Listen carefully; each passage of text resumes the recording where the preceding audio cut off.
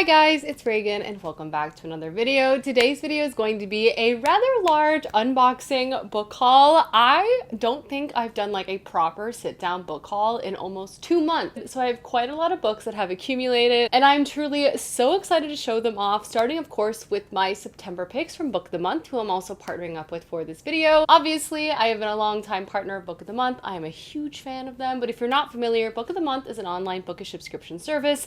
Every single month they curate a selection of titles from a variety of authors and voices in the community, always new releases and always hardcover. And what's especially cool is that they often have books early that you're able to purchase before they've actually come out, which is amazing. Super easy to skip a month if you're not interested. And I of course have an offer code which allows you to get your first book for only $9.99, a new hardcover for under $10, and my code is Peruse Project. Obviously, moving into the fall months, August and September in terms of their releases have been so exciting, so many amazing autumnal books that I'm excited to add to my TBR. So without further ado, let's open this box and see what my selects were for the month of September.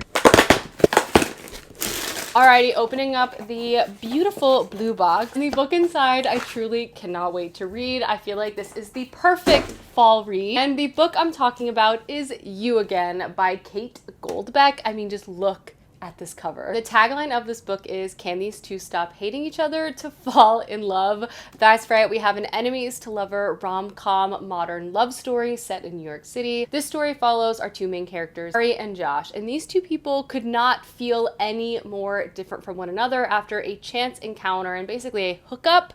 These two very quickly part ways because they don't like each other. Ari is free-spirited, not really wanting to form deep connections or really looking for a long-term relationship, whereas Josh is a born and bred New Yorker looking to take the culinary world by storm and is also looking for the one. So they just kind of like meet and then quickly like never plan to see each other ever again. Until years later when they unexpectedly cross paths after both of them go through a terrible breakup and they begin to find companionship and friendship with one another. It's completely platonic. No friends with benefits. They're hanging out. They're watching TV shows together. They're helping each other with their dating profiles until one night those lines begin to blur. This just sounds really, really interesting. Obviously, I won't lie, enemies to lovers is one of my favorite tropes in the romance genre. And based on the cover, if I'm getting a New York City set romance story during the fall season, say no more. I'm sold. New York in the fall is the best time of year.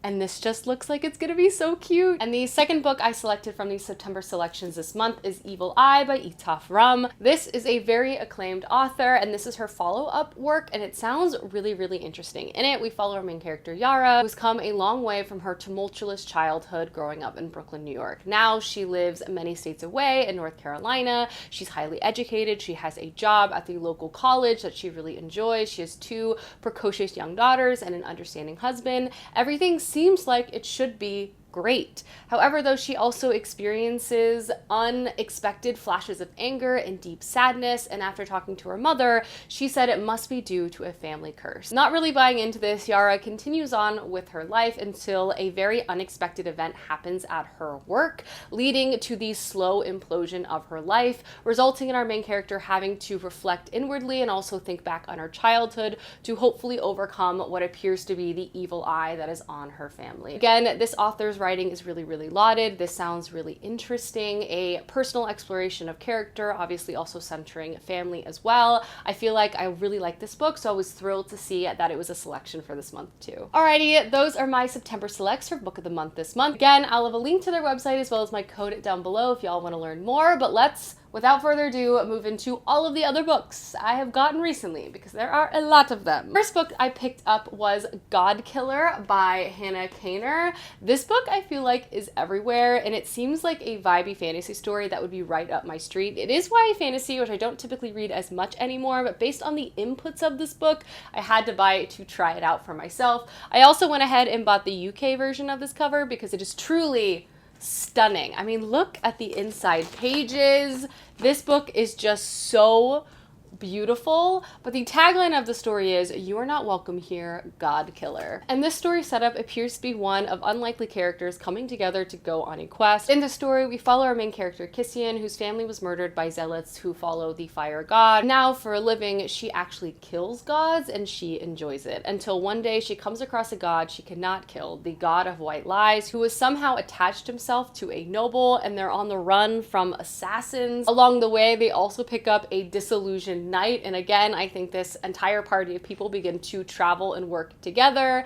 Conceptually speaking, I love gods centering a story. This seems like it's going to have some interesting characters and dialogue and a quest. I just feel like I've heard such fantastic things about this book, and it also really gives me fall vibes. I also feel like it'll be a quick read, so I grabbed this. The next book I picked up is a more wholesome one. I grabbed it from my local used bookstore, and that is Remarkably Bright Creatures by Shelby Van Pelle. This book was actually recommended to me by an IRL friend. She was reading it, we were chatting about it at book club, and the synopsis sounded so endearing and also strange that I immediately added it to my list. And this story follows the unlikely relationship and friendship between Tova and Marcellus. Tova is an older woman who has taken up working night shifts cleaning at the aquarium in her town. She does this to keep busy and as a coping mechanism to keep her mind off grief after her husband just recently passed away. She's also been doing this since her son disappeared in the Puget Sound 18 years prior. There she meets Marcellus, who is an octopus at the aquarium. And Marcellus really typically has no interest making connections or talking to or interacting with his human captors until he meets Tova, and he decides that he wants to go out of his way to help solve the mystery of her son. Again, this is about the unlikely relationship and connection between these two characters. I believe the book is also at least partially told from the octopus's point of view. I have never read a book from the perspective of an octopus, and I hear this book is endearing and heartwarming and emotional, and I don't know, it sounds unique and one that will really capture my attention, and I just love the concept of this. Speaking of book club, the next book I picked up was the book selection for my IRL book club, and that is The Guest by Emma Cline, a very recent release by this author. I haven't read Emma Cline's The Girls, but I'm very interested to now go and check it out and read it because I really enjoyed this author's writing style. This book was a ride from beginning to end. The setup and synopsis of this book is we're following our main character Alex, who is dating this older man. She's also staying with him in the Hamptons, trying to get away from a variety of issues that she's experiencing in the city. But after a misstep at a party, she's no longer welcome. He views her as someone who's embarrassing. He doesn't want her around him anymore. Alex has no desire to leave, and she also has nowhere to go. So we basically follow her over the course of a week as she kind of drifts from place to place, hanging on and staying with different people, and it is a book full of tension and discomfort. That's all I'll say about the setup and synopsis, but I read this book very, very quickly, and obviously I had to buy it for the book club itself, but I'm, again, very curious by this author's writing. Her writing style is hypnotic, and the setup of this, whew, wild times. The next book I grabbed was The Last Graduate by Naomi Novik. I read A Deadly Education last month and fell in love and immediately bought and read the sequel. This book was just so good. But if you're not familiar, the Charlemagne series basically follows our main character Elle, and we follow Elle as she is attending this very dangerous magic school called the Charlemagnes. Here, students basically fight for their lives on a daily basis as they're trying to learn and understand magic, but monsters basically hunt the halls looking for a wayward student to get a snack. In the Charlemagnes, only 1 in 4 students actually survive to make it till graduation, which sounds awful. But if you don't attend magic school, you have more of a 1 in 20 chance of survival, so attending is unfortunately the better option. Elle herself is kind of a self-proclaimed loner. She's not interested in making friends or connections, and so at the beginning of this book she begins to begrudgingly make friends. I love our main character Elle in this book. The magic and just her perspective is so interesting. She's also very talented in magic, and seeing the evolution of not only the relationships but also the plot line, especially going to book 2, has been a blast.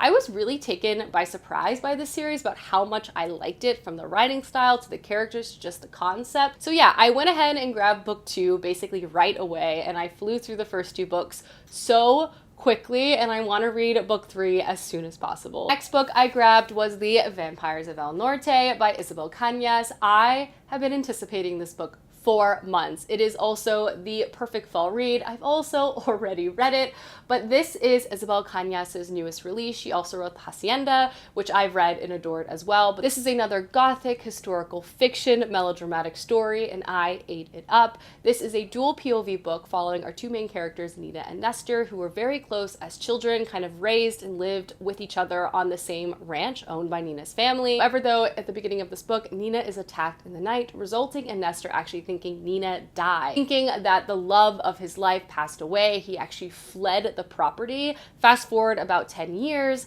a conflict on the border between Texas and Mexico is beginning to heat up as white settlers are trying to steal land from the families that have lived here for generations. Both of our main characters begin to get involved with this conflict and cross paths once again. And also, there are vampires. This book is the perfect combination of history and drama, and also has such a tense and dramatic love story at the heart of it. I flew through it, but yes, vampires, gothic horror, need I say more? Alrighty, let's go ahead and open up another box. Some of these boxes I feel like have been sitting around my house for like 6 weeks, so I have no idea what's inside of them.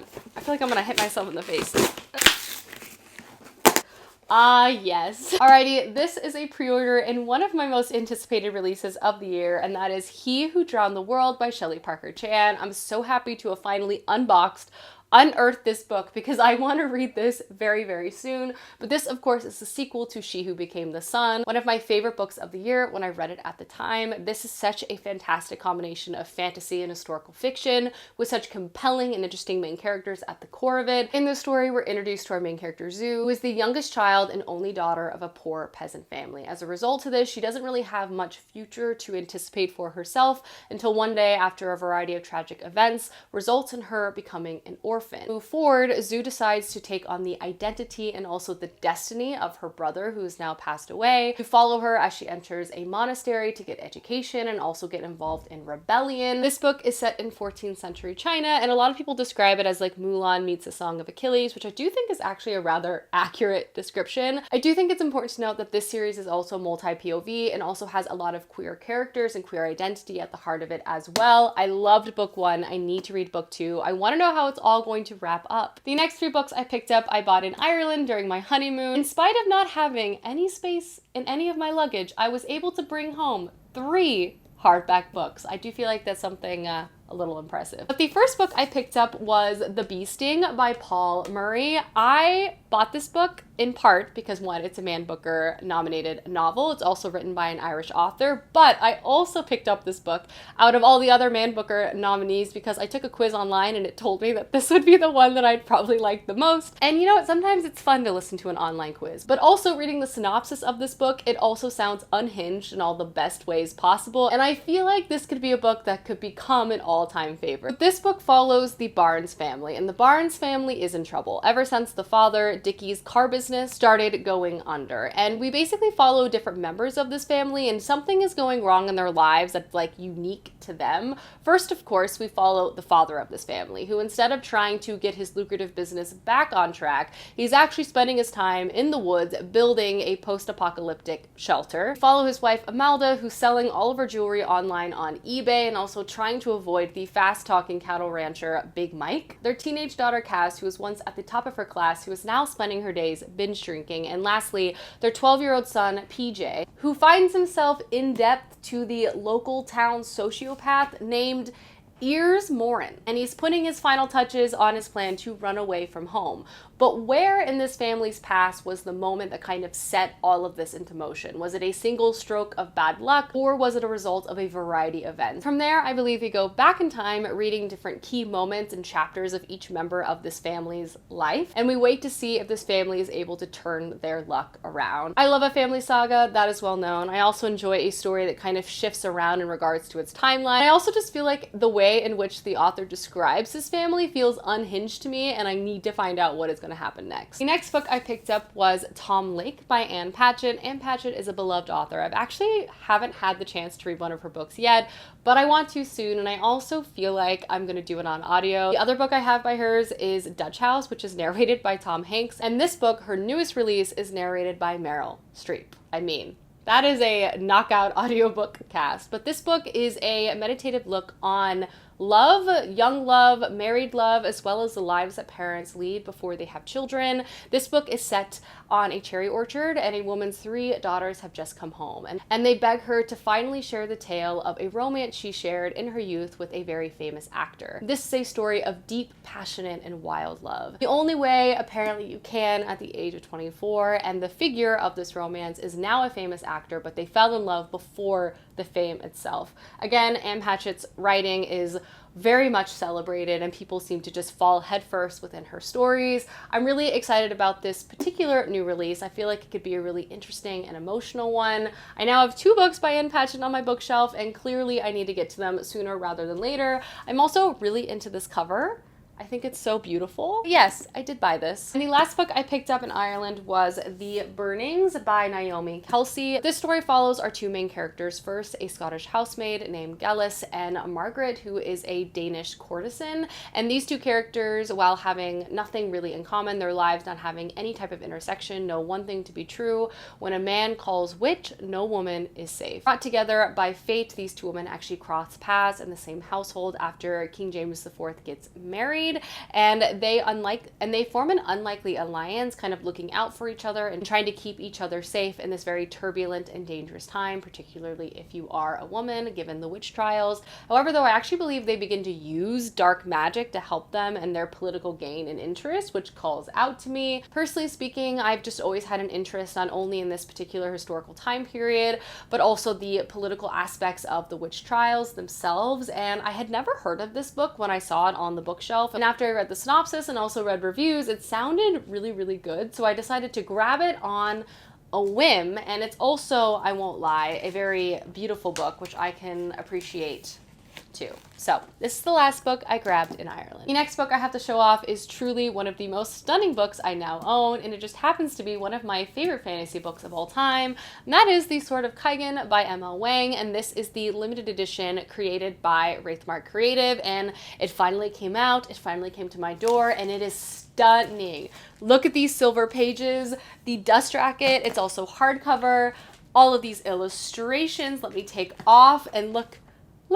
I don't even know if it's prettier with or without the dust jacket. This book is truly stunning. It also gives me the perfect excuse for a reread. But if you're not familiar, The Sword of Kaigen is actually a fantasy standalone story. This book primarily takes place in the Kunsangi Peninsula, which is part of the Kaganese Empire. Here, for generations, the most powerful warriors have lived and protected this empire from the empire's enemies. In particular, there's one very powerful family named the Mutsada clan, and they have a very special ability within ice elemental magic and in combat. In this book, we're reading from 2 primary POVs, both a part of this family. First is Mamoru, who is a young boy and the oldest son of this clan, and he is determined to not only protect his family from any type of outside threat, but also go to school and just overall be a good kid. Until one day he begins to learn information that kind of conflicts with his understanding of the history of the Kaganese Empire, so he decides to go to his mother, the other POV of this book, Mizaki, and begins to ask questions. Mizaki herself has long put away her sword and her past and is determined to just be a mother, but when her son begins to ask her questions, things from the past begin to bubble up, as well as when a threat begins to knock on the door of this peninsula,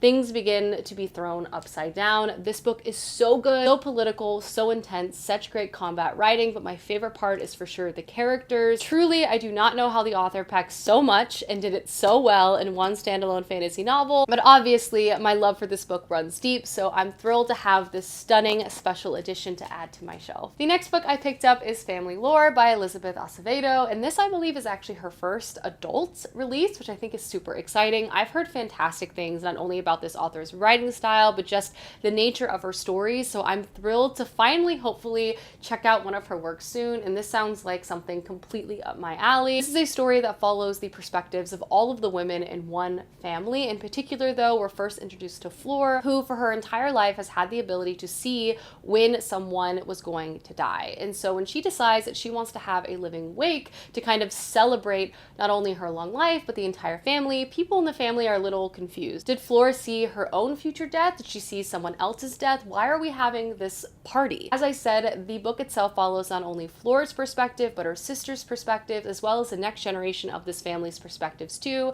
a variety of cousins. The story itself also begins to take place 3 days before this living wake event, traces the lives of all of the members of this family, sort of creating this larger tapestry and experience. This just sounds so good. I still can't believe I haven't read a book by this author, but obviously with this new release, I grabbed it immediately and I can't wait to read this soon. Next up, I believe I have some publisher mail, so I'm excited to open to see what is inside. Oh yes, okay, this was sent to me by Tor, and I'm so thrilled to have this in my hands, and the book is Thornhedge by T. Kinfisher. T. Kinfisher is obviously one of my favorite authors. I find her writing to be so endearing and captivating. In particular, I feel like she has such a skill with characters, and this is her newest short story release. This is not clearly a full-length novel. It's so tiny, but the book, while tiny, is mighty. It's a really, really pretty hardcover release, and I feel like T. Kinfisher can do a lot with not a lot of pages. At least that's how I felt with Nettle and Bone,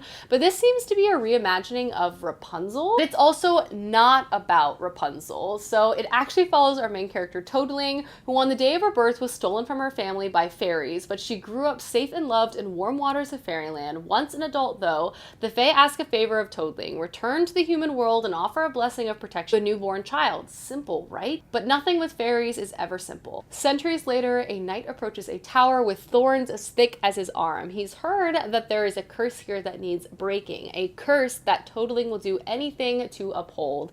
I love fairy tale stories. I love reimagining of fairy tale stories. I love this author's writing. This, I feel like, will also be a perfect little readathon read. It's so cute. I love it. All right, one more box to open and see what's inside. Oh yes, I knew this was the one. So the book that was inside is the Golden Enclaves by Naomi Novik. This shouldn't be too surprising, as I did just recently show off The Last Graduate, which I bought after reading A Deadly Education, and then I read The Last Graduate within 24 hours of receiving it in the mail. And to say that I have been trying to hold off opening this book and reading it right away is an understatement, because I want to know what happens at the final installment so badly. Obviously, I won't say what this series is about again, as we've already done that in this video, but I love Elle. I love these characters. The plot in The Last Graduate was bananas, and I need to see how this entire trilogy is going to wrap up. I've just loved the experience of reading this so much. The last stack of books I have shown off recently in a book shopping vlog video, so I'll run through them a little quickly. The first is The 13th Tale by Diana Setterfield, a gothic, beautifully written, haunting fiction story following our main character, who's basically hired by a very famous author who is like rich and famous but also very reclusive to come to her home and basically write her biography. This author has been kind of dodging the real truth about her life, her entire life, but she's finally ready to spill her secrets, full of all of the gothic tropes you could possibly need. 13th Tale I've read and already really enjoyed. Next, I picked up book 2 and book 3 to the Likeness trilogy by James Islington. I read The Will of the Many this year and really liked it, and I now have all 3 books in his previous trilogy. This is another Roman-inspired fantasy series, I believe, and follows an unlikely main character who basically has the magic of the previous like ruling gods of the land, and he's attending some type of military school and he has to keep this magic secret. I believe there'll be some type of rebellion or politics at play here. I'm curious about this. I obviously love a school setting always, and I've really enjoyed this author's writing in the past. Clearly has a soft spot for ancient influence in his fantasy world building, which I don't mind. As I said, I now have all 3 books, which aesthetically I'm a big fan of. I think these are rather beautiful. Next, I also grabbed Our Lady of Mysterious Ailments by T.L. Huchu. This is book 2. The first one being The Library of the Dead. I really liked The Library of the Dead. It's kind of an interesting, like if a middle grade story was actually an adult fantasy story. It follows our main character, who is this spunky, really, really vibrant main character. It's set in Edinburgh, but in Edinburgh that's much darker and spookier, as there's quite literally ghosts that live here. In book 1, we follow our main character as she takes on a mystery of children being kidnapped kidnapped and returned as husks. And now in book 2, she's tackling a new mystery. I could read our main character do a variety of tasks for the rest of my life. I'm just so charmed by her.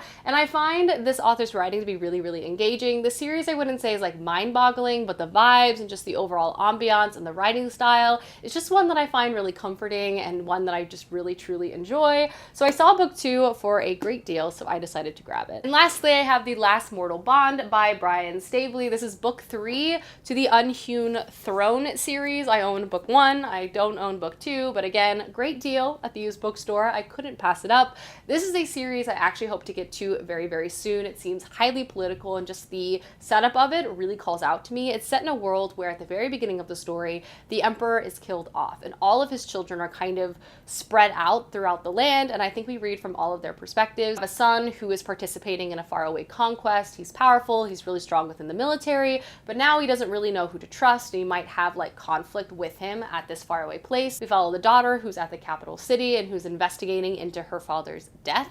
And lastly, we have the heir of the throne who's in a very reclusive and isolated monastery, and when people come to get him, again, to take the throne, he's not really sure who to trust either. I believe this is multi-POV, again, hopefully very political leaning. I also like that there could be like a sibling rivalry or possibly alliance situation. I don't know. I've heard really good things about this, and it seems like one I could really enjoy. Alrighty guys, that is my very big book haul. I hope you guys enjoyed this video. Again, big shout out to Book of the Month for sponsoring this video. Again, I'll have a link to their website and code down below, but thank you so much for watching. I will see you soon with another video soon. Goodbye.